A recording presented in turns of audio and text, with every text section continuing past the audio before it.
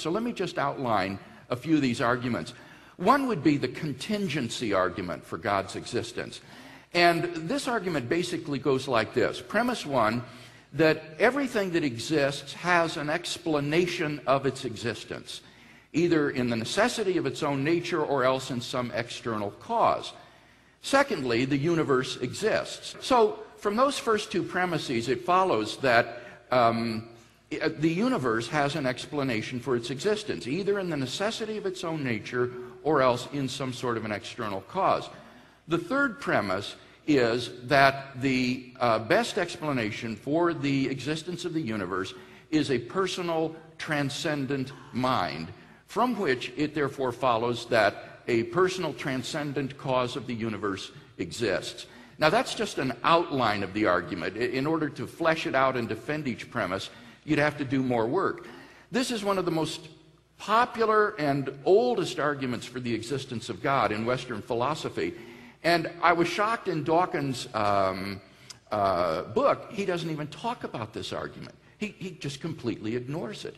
And yet I think this is a very good argument for thinking that there is a personal, transcendent cause of the universe that explains its existence. Okay, so when you talk about a transcendent personal cause, just explain that to us briefly. The idea here is that everything that exists has some kind of explanation why it exists.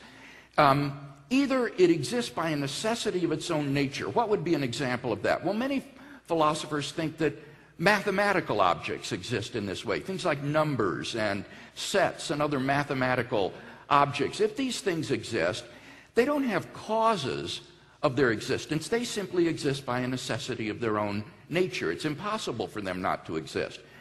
Other things are contingent in their existence. That is to say, they have external causes for why they exist, that explain why they exist.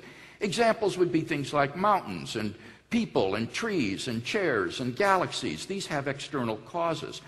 And the point is that everything that exists has an explanation that exists, why it exists, either in an external cause or in some sort of necessity of its own nature. So that's what we mean when we talk about an explanation of something's existence. And the argument is that since the universe doesn't exist by a necessity of its own nature, the universe is not a necessary being like a mathematical object. It must have an explanation in an external cause. And this cause would have to be something that is beyond the universe, and therefore beyond space, beyond time, beyond matter and energy, a non-physical, immaterial, spiritual entity which has brought the universe into being. And the only thing that we know that could fit that kind of description would be an unembodied mind, a consciousness, a sort of transcendent consciousness without a body that brought space-time and all of its contents into existence. Okay, so you're moving now into the argument from creation, the cosmological argument, a little bit in the sense that we're saying now this uncaused cause, this thing that didn't have to be here is here. So we'll talk about the second argument that I know you present, which is the cosmological argument. Right. It's closely related to this argument. The first argument, the contingency argument, doesn't presuppose that the universe had a beginning. The universe could have always been there, for all this argument cares.